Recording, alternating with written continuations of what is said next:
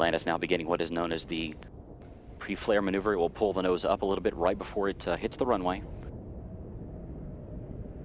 Its speed now 320 miles per hour.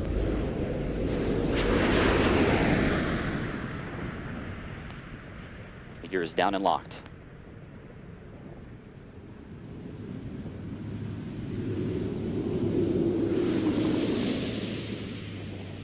Main gear touchdown. Atlantis' nose being now rotated down toward the runway. The chute being deployed. And nose gear touchdown. Space Shuttle Atlantis now comes home to the Kennedy Space Center for the final time. 25 years, 32 flights, and more than 120 million miles traveled. The legacy of Atlantis now in the history books.